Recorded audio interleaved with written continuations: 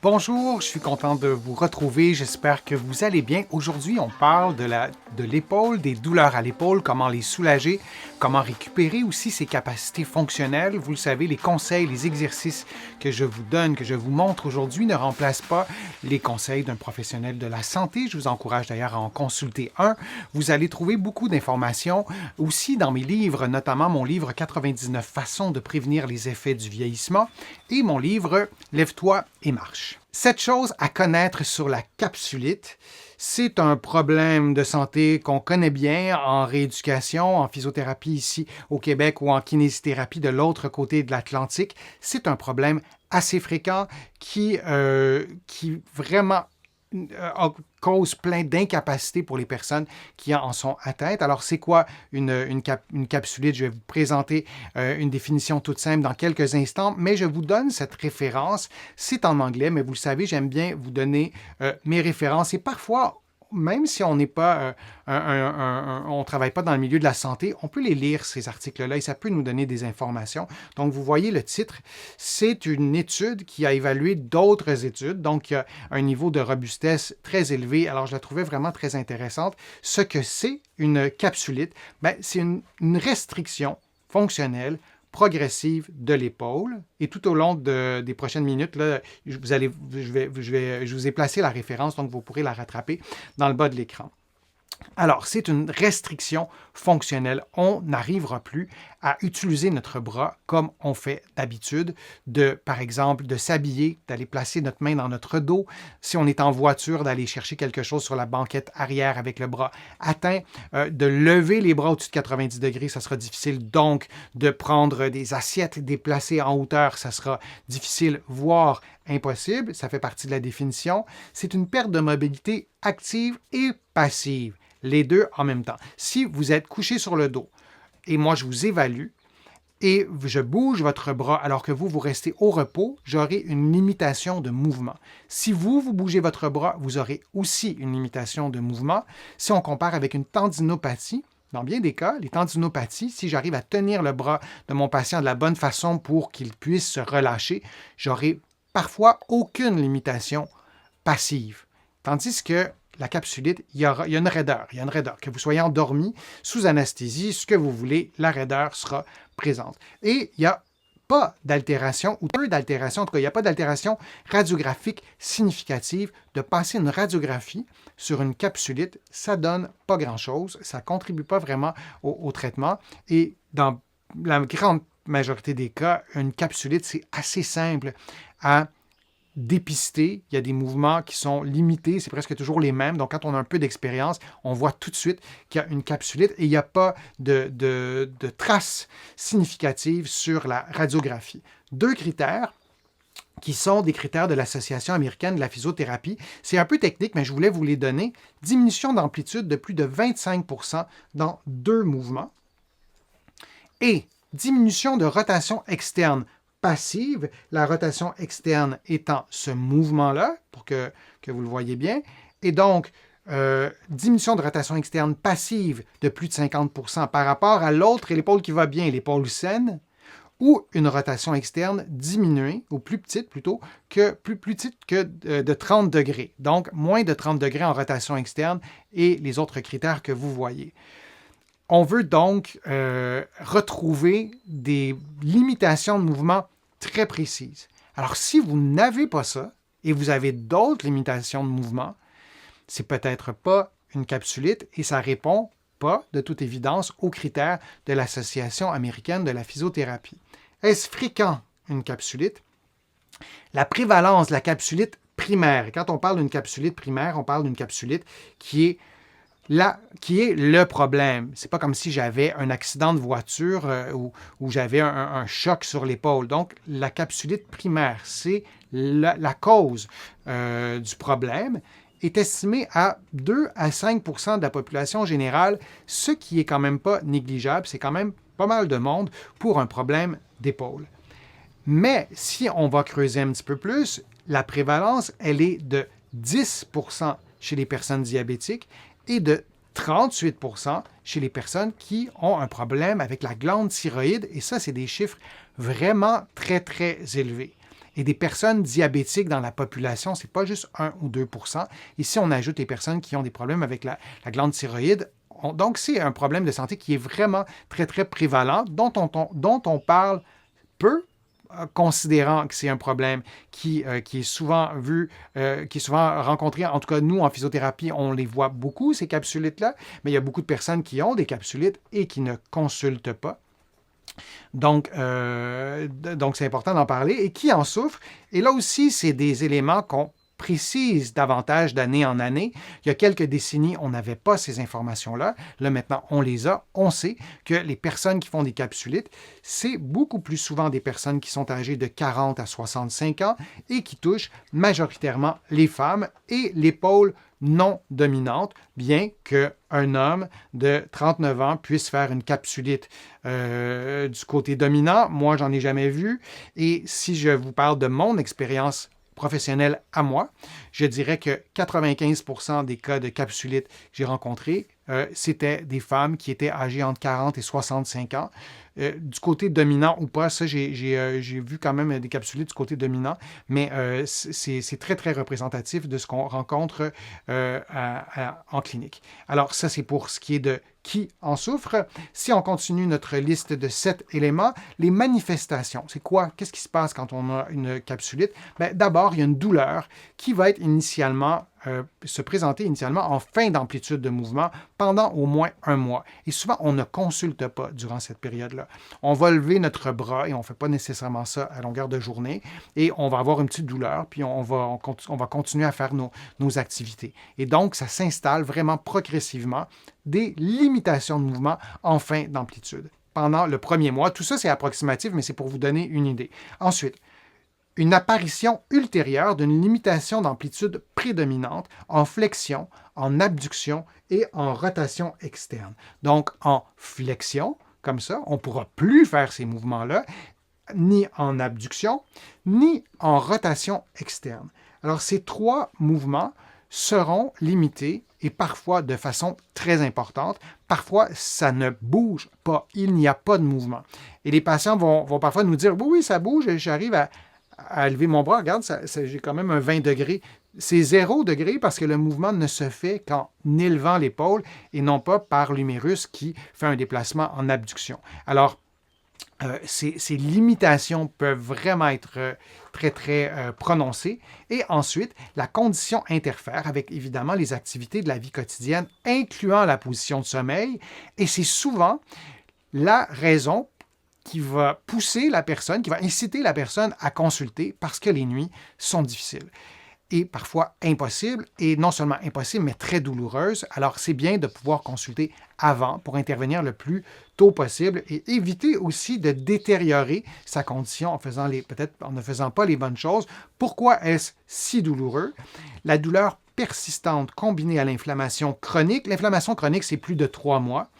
C'est pas 12 ans, c'est court quand même comme délai, est associé à une hyper-excitabilité des neurones de la douleur, ce qui peut entraîner un phénomène de sensibilisation centrale. Je vous en ai déjà parlé.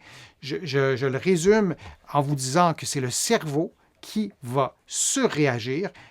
Ça, c'est la sensibilisation centrale. On a aussi une sensibilisation périphérique. Donc, notre système nerveux va surréagir à la douleur. C'est parfois pour cette raison, dans un contexte de capsulite, que les patients et souvent les patientes vont avoir une douleur exagérée. Les patientes nous le disent elles-mêmes. Comment se fait-il que ça fait si mal? Et quand on a un phénomène de sensibilisation centrale, on veut faire les bonnes choses, on veut être conseillé par un professionnel parce qu'il y a des stratégies thérapeutiques qu'on va exclure et on ne veut surtout pas reproduire la douleur. Et parfois, c'est comme presque une explosion. On a fait un petit mouvement et la douleur explose et ça devient beaucoup plus difficile à gérer. Donc, ça peut expliquer, c'est une des explications qui nous permet de peut-être mieux comprendre ce qui fait que la douleur est parfois si forte. Ce n'est pas toujours aussi douloureux que ça, une capsulite, ça fait mal, mais parfois, la douleur, elle est vraiment démesurée. Ça peut être en raison d'un phénomène de sensibilisation centrale. Est-ce que ça guérit vite, la capsulite? Je vais vous poser la question à vous. Selon vous, Ça prend combien de mois pour guérir une capsulite? Alors, j'ai hâte de lire vos réponses. Ça prend quelques minutes avant que je les lise, mais écrivez-moi vos réponses. D'après vous, ça prend combien de temps à guérir une capsulite? Est-ce que c'est long ou pas? Comment ça se déroule? Qu'est-ce que vous en connaissez? Alors, je vais lire vos réponses avec grand intérêt. Est-ce que ça guérit vite, la capsulite? Ben, il y a 3 stades. Le premier stade, c'est le stade de la douleur. Donc, on a une apparition progressive de la douleur en fin d'amplitude qui va s'aggraver généralement la nuit. On va réaliser que la douleur, elle nous empêche tranquillement de dormir et ça, c'est de 2 à 9 mois. Vous voyez que la durée varie quand même beaucoup d'une personne à l'autre, mais je vous présente quand même les 3 stades avec les durées. Ça donne une idée si vous avez une capsulite et ça vous donne une idée peut-être aussi d'un point de comparaison avec d'autres problème à l'épaule et peut-être qu'en m'écoutant, vous vous dites peut-être, moi, j'ai vraiment pas une capsulite ou peut-être que c'est l'inverse. Vous vous dites que c'est peut-être une capsulite. Alors, à la question combien de temps dure une capsulite, il y a Brigitte qui répond. Je vais placer ça comme ça ici. Il y a Brigitte qui répond 6 mois environ et il y a Janita qui répond la même question. Donc, vous êtes consulté peut-être 6 mois. Alors, on va continuer. Vous pouvez risquer des réponses. Donc, on a deux 6 mois dans les réponses. Alors, on a déjà le stade 1 qui va jusqu'à 9 mois, mais on pourrait peut-être s'en tenir à 6 mois si notre stade 1 se limite à 2 mois. Maintenant, la raideur, le stade 2. Donc, cette diminution progressive, mais parfois très, très, très invalidante, d'amplitude articulaire, on n'arrivera plus à bouger notre bras. Parfois, le mouvement du bras est limité à peu près à cet angle-là. Alors, ça peut être vraiment très restrictif, comme je vous le dis. Et cette durée du stade 2 est de 4 à 12 mois. Donc, on est déjà on a dépassé en tout cas le 3 mois, ça c'est certain. Et la raideur peut durer jusqu'à 12 mois. Et le stade 3, de 5 à 26 mois. Alors, vous voyez, plus on arrive au stade 3, plus il y a des grandes différences d'une personne à l'autre. Comme je vous le disais, si on a des phénomènes de sensibilisation centrale, on peut penser que ça sera beaucoup plus long. Si on n'en a pas, que ça sera beaucoup plus court. Alors, le 6 mois, ça peut être 6 mois, mais ça, c'est vraiment ultra rapide. C'est vraiment pas toutes les capsulites qui vont être guéries en dedans de 6 mois. Et souvent, on n'a pas le jour 1. Parfois, la personne ne s'est pas rendue compte qu'il y avait une douleur qui s'installait, peut-être parce que cette personne-là fait un travail de bureau, elle dort très profondément, elle ne fait pas d'activité physique qui requiert des mouvements des bras, donc elle n'a pas été, son épaule n'a pas été testée, donc peut-être que c'est là depuis plus longtemps et la personne ne le sait pas, mais ça vous donne une idée des stades. Quoi faire lorsqu'on a une capsulite? Alors, c'est toujours la première chose, c'est de consulter et le plus tôt possible. Un coup qu'on a dit ça, qu'est-ce qu'on peut faire? En physiothérapie ou en kinésithérapie de l'autre côté de l'Atlantique, on peut faire de l'électrothérapie.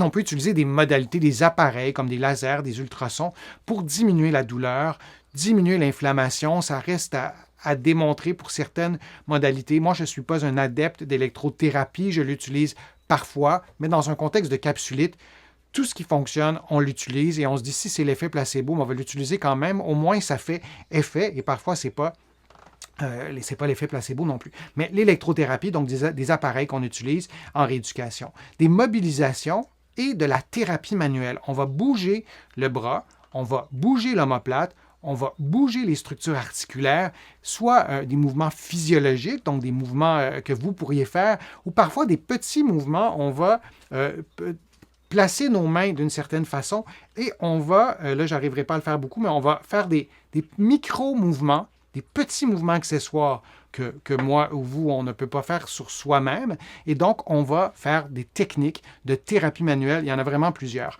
On peut utiliser aussi des techniques de relâchement musculaire. Il y a des techniques pour relâcher, pour décontracter les muscles. Et dans un contexte de capsulite, parfois, on a des grosses tensions musculaires.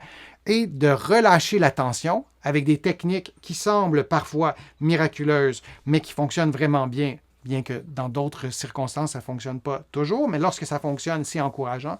Des programmes d'exercice, la rééducation fonctionnelle. Ce n'est pas juste des mouvements comme je vous ai montré avec vos bras. On veut aussi rééduquer les mouvements fonctionnels. Ce que vous faites dans la vie de tous les jours, dans vos sports, à votre travail, avec l'épaule, avec la main, avec le bras. On veut rééduquer tout ça. Et l'idée, c'est pas seulement d'être capable de le faire une fois, mais d'être capable de le faire suffisamment longtemps et de le faire de la bonne façon.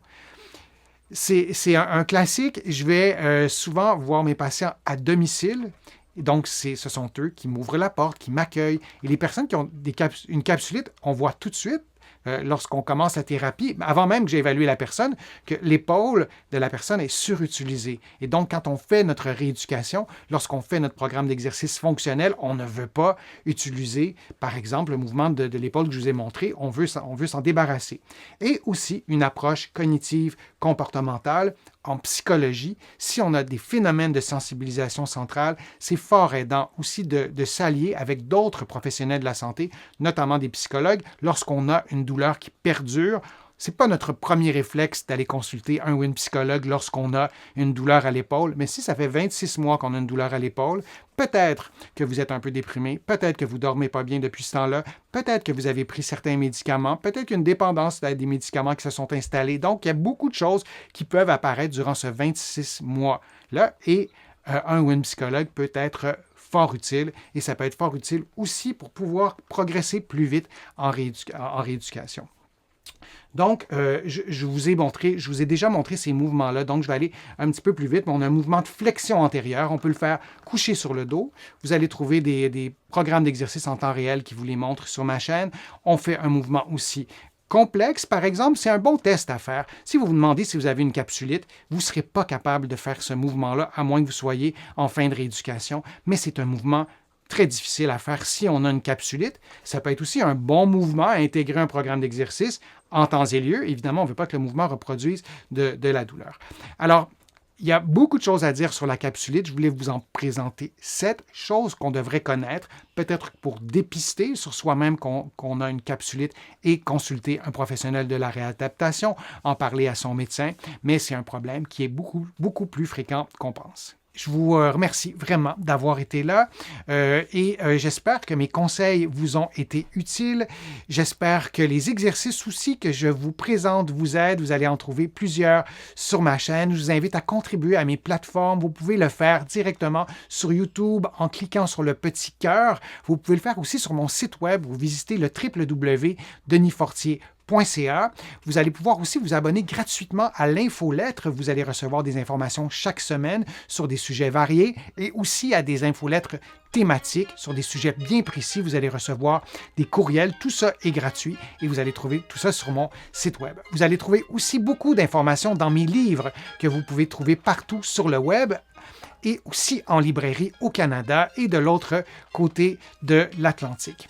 Alors, j'espère que vous allez pouvoir prendre soin de vos épaules et de vous retrouver pour un prochain direct ou une prochaine vidéo. À bientôt.